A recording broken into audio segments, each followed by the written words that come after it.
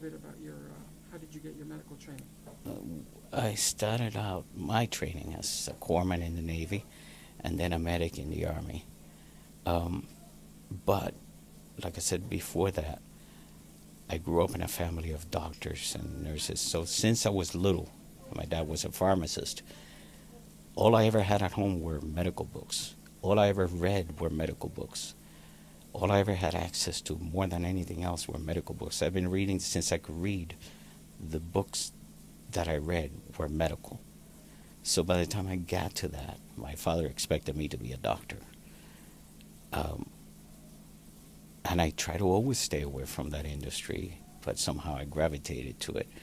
So by the time I got to it, it was easy for me because I had at least the knowledge, the background, the lingo. So I had the knowledge, but it happens to the best of us. But even knowing this, again, the system doesn't back you up as far as I always wanted a full body scan. Can you imagine 3 years ago, full body scan? They would have picked this thing up when it was really small. Now, too late. But even to people like me who have the knowledge and know how to manipulate a doctor into giving you a certain scan, because yes, you have to manipulate. You have to say certain answers in order to trigger. You have to also understand about insurance in order for them to trigger a certain exam that the insurance will approve. The average person is never going to know that. You have to trigger, because the insurances are very tricky when it comes to that. Let me give you an example. You could go for a stump toe to the doctor, and maybe out of pocket you pay $125 for the visit if you don't have insurance. If you have insurance, you may pay a $25 deductible. He may bill the insurance $180, and then there is coding, where he will code every little thing that he just looked at on your toe has a code, and all of a sudden this becomes an $800 visit. The average person doesn't know and doesn't care because it's not out of pocket. But this is how the system gets screwed up. Doctors trying to make money because they have to. High overhead. Insurance is trying to not put out money because they like to keep their profit. And so that's how the whole system gets all turned upside down. Here's something that always bothered me, even at the dentist. Why can't you could go to a mechanic and ask him for an estimate? Why can't you go into a dentist, and I'm not even talking about a regular doctor, and ask him, how much is this? Can you itemize for me? How much is that going to cost me? They will never, ever, number one, give you the estimate, because the doctor himself is usually not very familiar with the coding. That's why they have coding specialists. They have someone who will take down the minutia of this visit, break it down to the point of nickel and diming the insurance company, because if you send 11 charges, they may pay 7, so you're still doing okay. You can't just send one charge because they may not pay that one, and then you never get paid.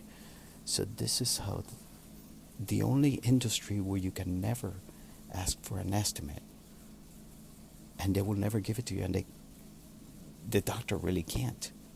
He has to have his business office, in this case the billing people, do it for you, and this is why it becomes complicated.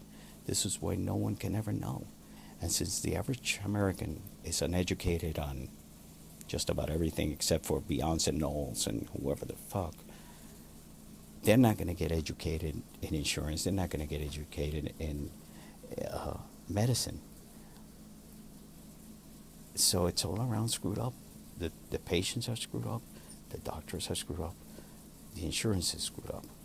So yes, that system is totally out of whack. This is not chemo, by the way. This is just an IV that I want just to stay hydrated. Because I was a little dehydrated.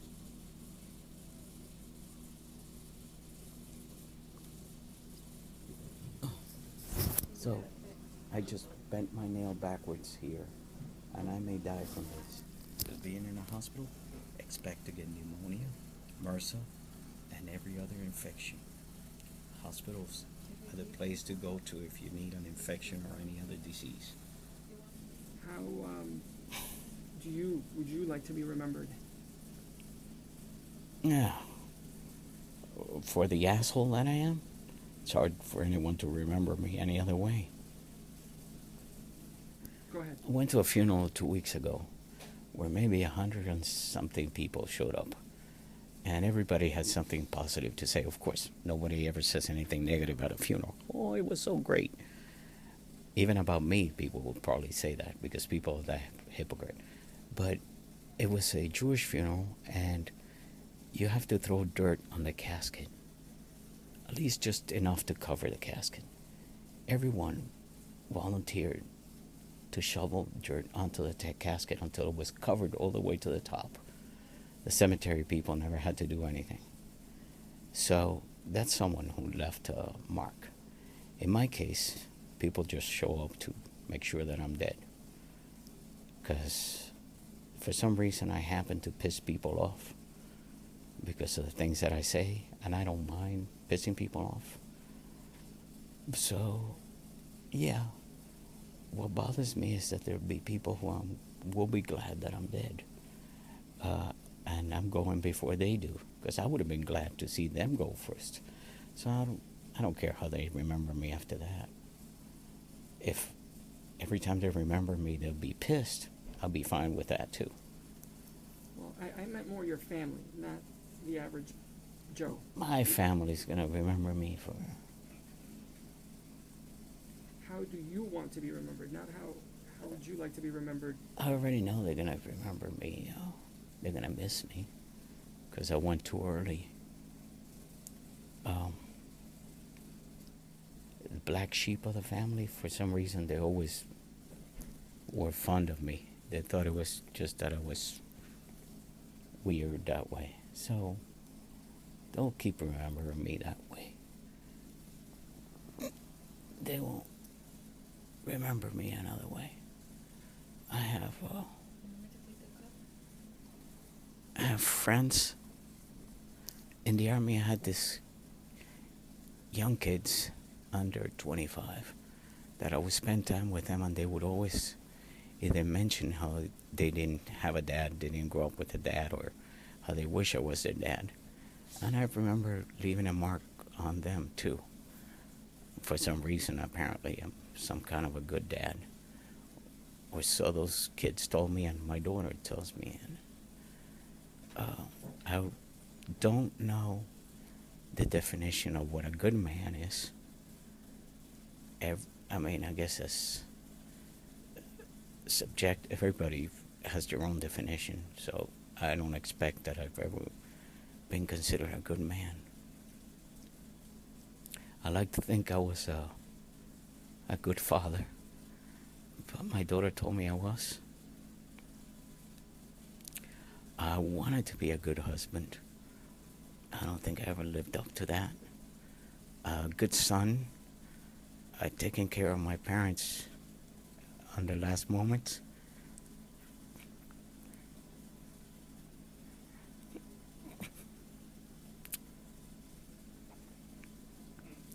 Not my mother, because she's 80 and she's in a nursing home, and I used to go visit her every day, so I'm gonna go before she does.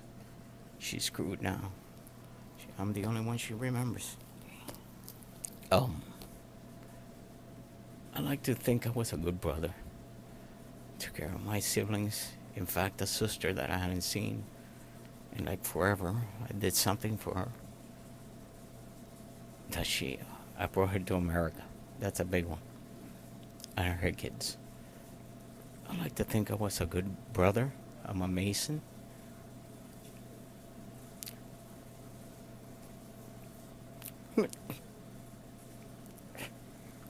I like to think I was a good patriot and a soldier, a good soldier.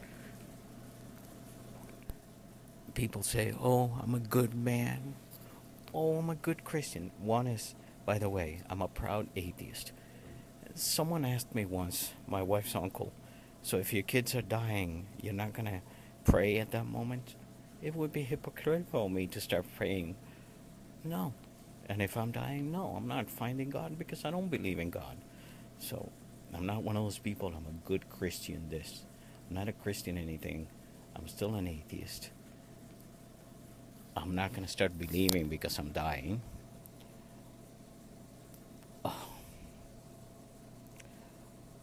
And I admit my flaws and everything bad. I'm not going to repent in the end. There's no repenting. You do what you do. People are very hypocritical when they say, oh, I'm a good person. I'm not a good person. If you cut me off in traffic, I wish you dead. Sincerely, from the bottom of my heart, I wish you would explode. And that's me. I hate people just the same way I love people. I love some people to death. I hate them the same way. I'm not going back because I'm dying. So maybe that doesn't make me a good person, but don't need to be. Just needed to be me. So remember me for being an asshole, because I will tell people off when I had to. Sometimes when I didn't have to. I'm very good at pushing buttons and hurting people's feelings. And yeah, I don't need to be remembered as good. Just remembered. If people can remember me and say I still hate them, that's good. I'll still be alive. Just don't forget me.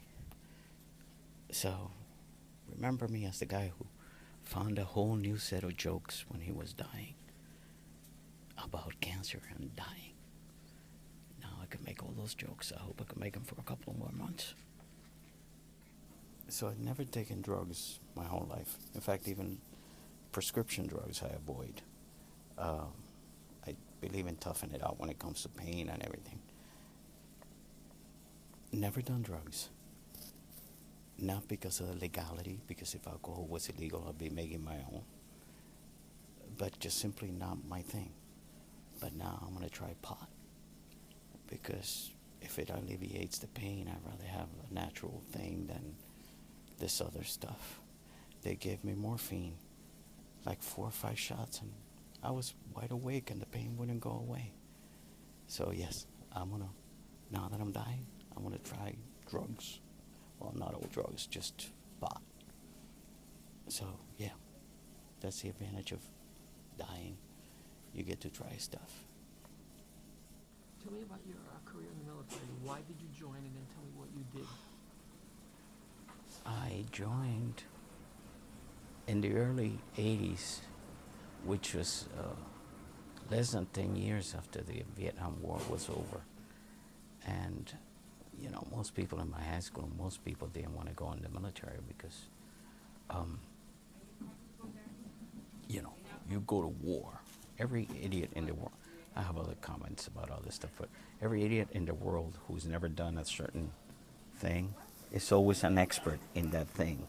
If I scuba dive, they know someone who died scuba diving. I know hundreds of people who scuba dive, and I'm a scuba diver. No. If I, whatever I do, there's always people who are not in that field who knows something dangerous, because people aren't that stupid. So when it came to the military, of course, people who had never served always had the comment, oh, you know, they send you to war. Look, Vietnam. It was very fresh still. I remember that of 400 on this, whatever, graduating class, it's like 5 or 6 of us ever enlisted. I remember talking to you about it, and you were not for it. But I wanted, well, my dad had served, and I was always fascinated by the military. And also I wanted to serve this country. I love America. So that was in the Navy as a corpsman. And then later,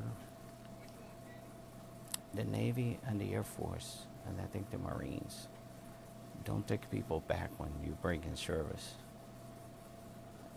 But the Army and the National Guard, they take anybody.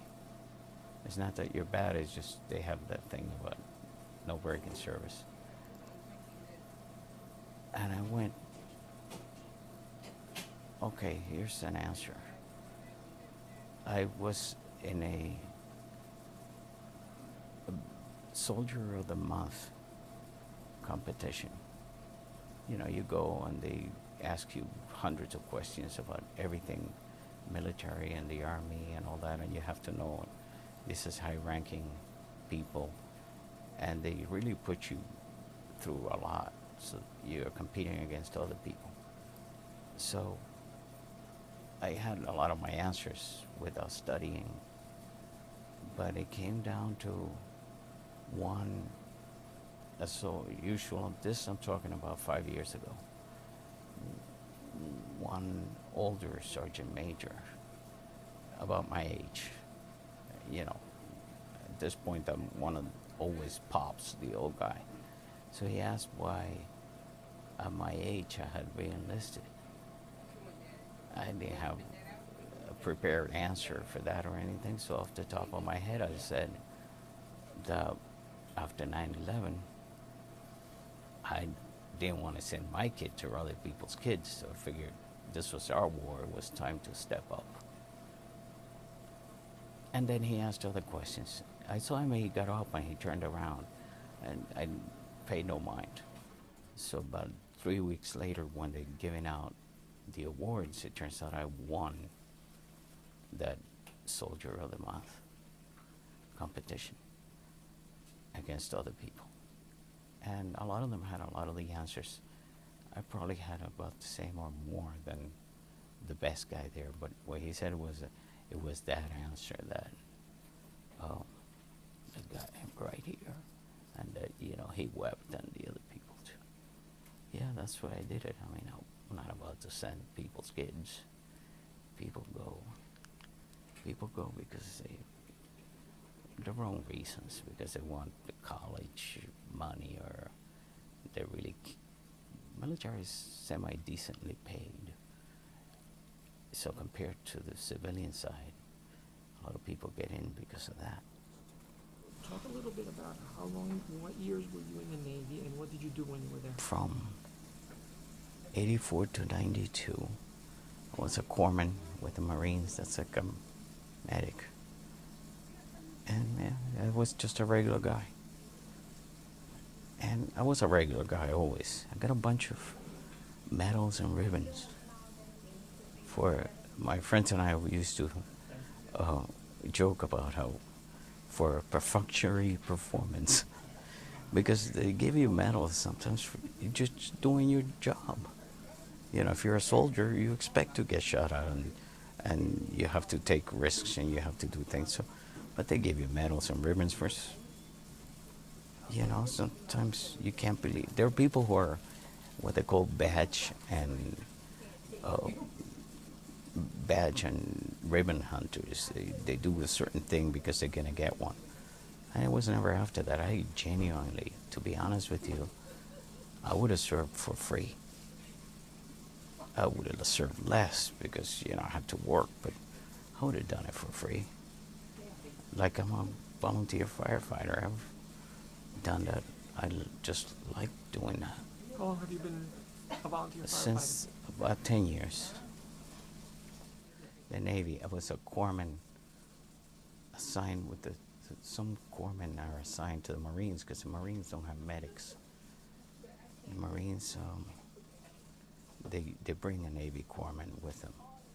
Okay. The Marines don't have a lot of stuff like cooks and medics. So then you left that, and then years later And then you I- joined the Army.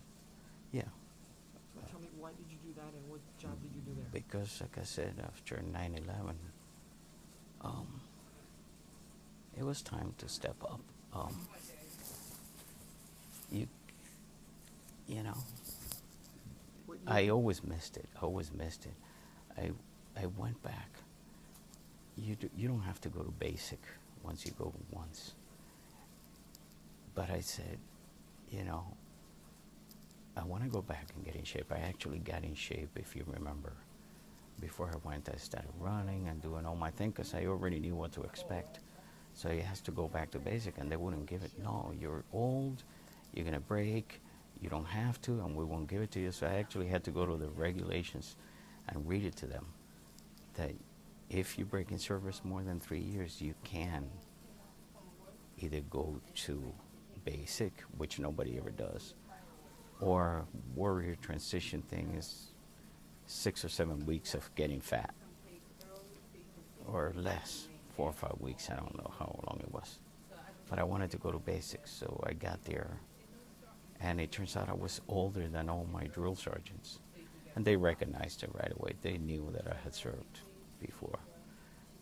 But as soon as I got there, I had missed it so much. I got off that bus, and they started yelling, and all these kids are scared. I knew I was home. I would serve now, right now, if I could. I always loved it. It's just something about it. And what year was that you, I went back in '04. why have you been a volunteer firefighter, and where? I was in Hawthorne, New Jersey, and now I'm in Fairview. Rescue, I like rescue. Rescue is like a special, everybody thinks, the truck guys, they think they're special, the engine guys, they think they're special. Everybody likes their particular job. I like rescue. But I just like, because it is sort of a paramilitary organization, and you get the same brotherhood, and aside from helping people, you get to do something cool. It's the thing in my life. I probably haven't done the right thing because I was always doing cool things, or things I thought was cool. One time I volunteered for a couple of years for the Coast Guard Auxiliary. And most people don't know what that is, but Coast Guard Auxiliary, at least the flotilla that I was in, 1013, was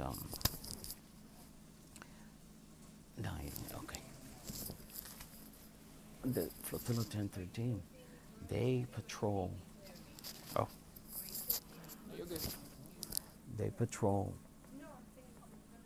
most of the Hudson River and Greenwood Lake.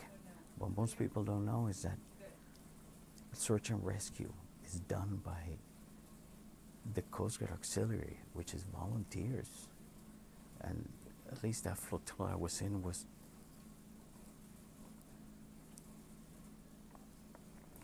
always the best in District 1, New York.